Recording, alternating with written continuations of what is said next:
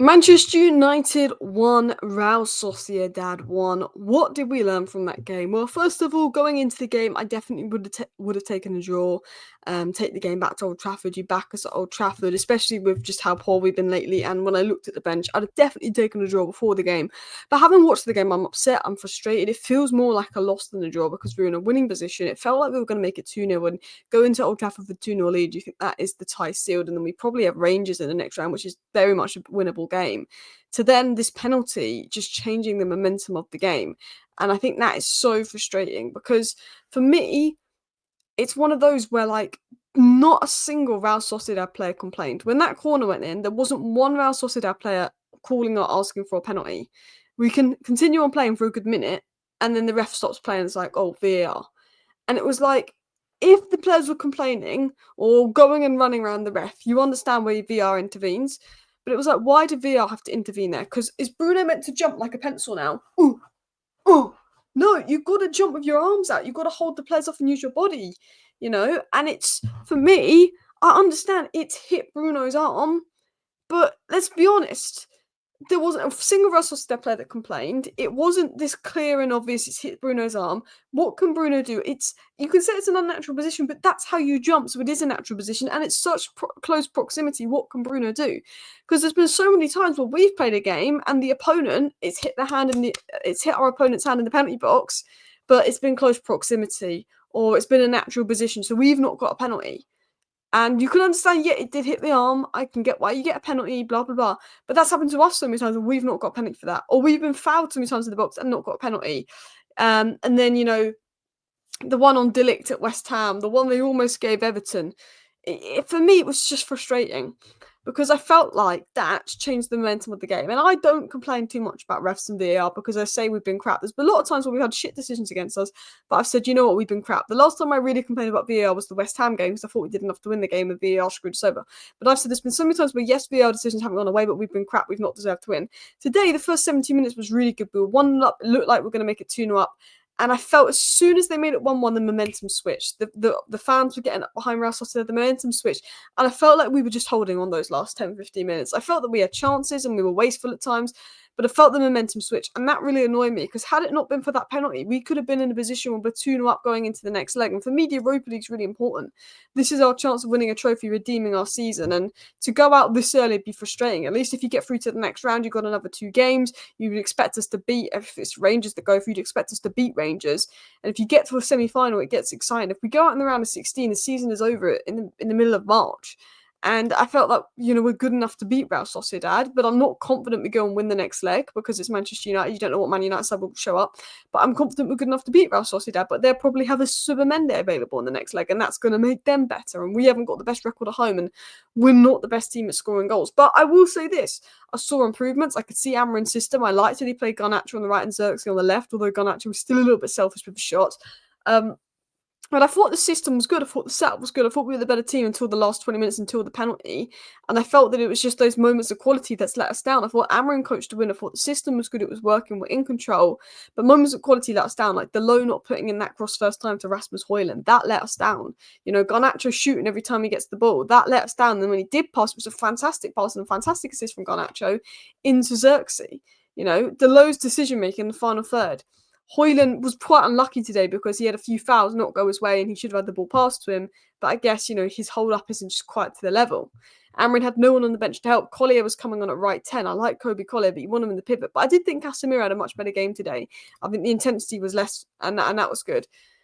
I thought Amorim coached to win, but VAR and silly errors, it was gone from 2-0 to 1-1, and the momentum changed, and we were hanging on after the penalty. And I said this, frustrating not to win. I think if we had better options in attack to come off the bench, it would be a different story. Can't blame Amorim. He coached to win, but we lacked quality, and decisions did not go our way. And I will say this, that I don't want to sit and complain about VAR, because I think 1-1, when you look at the last 20 minutes, fair enough. But this was me in February 23rd, 2023, so 2 years ago. Over 2 years ago, I said our last 3 home games against Spanish teams.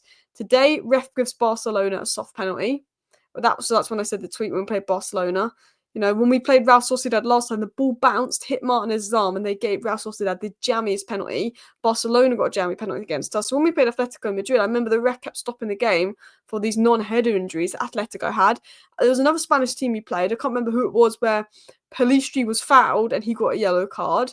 There's the amount of decisions that don't go away against Spanish teams. I just feel like it's a Spanish bias. I can't be bothered with it. But they were my general thoughts. I'm going to talk about Euro and De Ligt because I thought they were good, and I think Euro's getting better every game, and he's really growing into that position. I think with Euro, he's such a young player that's never played in a back three that it was just going to take Euro that little bit of time.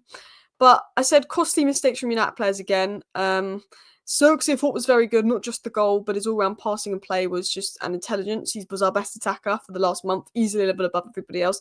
I thought Zirkzee was excellent. I thought Euro was excellent. I thought De Ligt was excellent. Yeah, and I thought I liked Zirkzee left 10 and I like Garnacho right 10 because Zirkzee has the ability to find Dorgu with those underlaps. I thought Dorgu started well.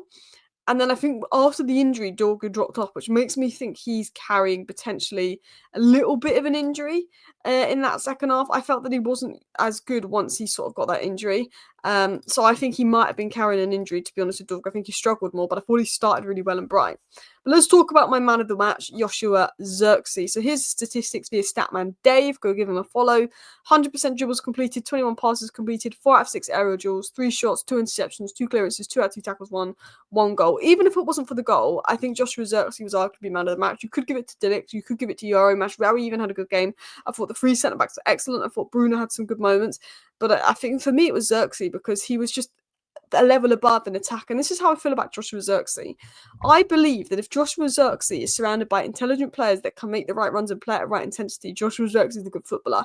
He has limitations in terms of his pace, but Joshua Zirkzee is a good footballer. He's showing that. He's improving every game at Manchester United. He's going into the 10 role.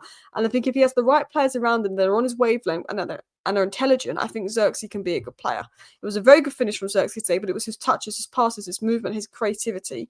Zirkzee needs the players around him, 100%. But I believe that Zirkzee is a future at Manchester United. I 100% believe that now. I wasn't sure in the Newcastle game. I said it wasn't fair that he was booed, but I wasn't sure. But he looks sharper. Now, the more and more games he's playing, the better he's getting. He's scored a goal. He looks a lot better, and he's been our best attacker for the last month. Joshua Zirkzee has comfortably been better than Garnacho and Højlund this last month. You know, even if he's not scoring, he contributes a lot more. I think the frustration with Højlund is he's not scoring, but then his hold-up isn't good, whereas Zirkzee's hold-up is good. His link-up is good. His passing is good. And I strongly believe Zirkzee is a future at United, and I was very happy with his performance. Now, Garnacho is dangerous, and what I like about Garnacho is he's so eager to attack, he's so direct, he's a danger man, and in games where nothing happens, Garnacho will always try and make things happen. But I thought Garnacho was incredibly wasteful today. 5 shots, didn't score a single one of them. 2 shots on target. Well, if Garnacho had the ball one-on-one, I feel like he's going to miss. If we play Garnacho into an open goal, I feel like he's going to miss. I think he's gone like 40 shots without a goal or something now. I've read somewhere online, but I don't know how true that is. Every time he gets the ball, he shoots, and every time he shoots, he does not score, and it's really frustrating. The one time he didn't shoot, he passed the ball and Zirkzee scored, and it was a brilliant assist from Garnacho. He did really well there. Do more of that. I think the problem with Garnacho is he's not scored in 22 games. So every time he gets the ball, he's so desperate to score because it's been 22 games without a goal that he keeps shooting. And you can tell that it's frustrating him and it's winding him up and it's a mentality thing. I think had Garnacho scored 10 goals in his last 10 games, I think a lot of the opportunities where he would shot today, he may have taken a touch and pass, but I think he's too desperate for that goal, if that makes sense. Because I felt today it was really frustrating me that he was shooting. I like Garnacho. I do like Garnacho, and I do believe there's a player in Garnacho. But I believe that mentally, you know, he needs to improve certain aspects of his game. I think he's a little bit wasteful. And when he created the chances, he did well. And this is what I said on Garnacho. He's only 20, so he's not the finished product. But he needs to improve his finishing. Because his finishing, our best chances fall to him. And his finishing needs to improve. He needs to improve his decision-making, when to pass or shoot in the final third. And he needs to improve his ability to create separation and how he uses his body before shooting. Because there's a lot of times where you know there's 10 players in front of him, and why are you shooting? There was times where Garnacho shot where you knew he wasn't going to score and it was just going to hit the man in front of him, blocking him. He needs to improve at creating separation. He needs to improve his decision-making of when to pass and when to shoot. And he needs to improve his finishing. His conversion rate is like the lowest in football right now because he keeps shooting. And it was getting frustrated. And hopefully Amorim could coach it out of him. But I was getting frustrated with Garnacho because he's a young talent. And I do believe that his goal and assist numbers will go up massively. And there could be a good player if he works on these things. And I thought Adam made a good point here. Did not like Alejandro Garnacho's negative reaction as he was being substituted. He's not learning or trying to change his behaviour. It's a repeat pattern. Not to mention that the sub was justified. His performance was wasteful and he had 5 shots from good positions. It was wasteful today. He got the assist. He did well. I like Garnacho. I think whenever he comes off the bench, he's a good player and he makes an impact. And I think that the Garnacho hate is over the top online because he's such a young player. He's raw. He's not in good form. He's frustrated. I believe that Garnacho can still be a very good player, but there's elements of his game he needs to work on.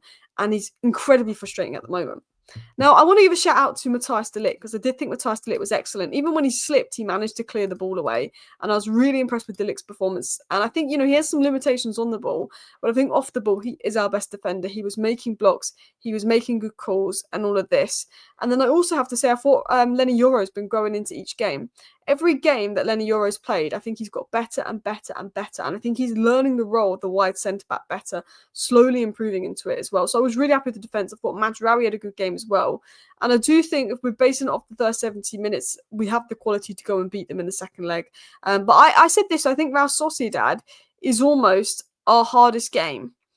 I think Real Sociedad is almost our hardest game. So if we beat them, I think we can win the Europa League. But we've got to beat them in the second leg and it's not going to be easy. Let me know your thoughts down below. Thank you for watching. Bye.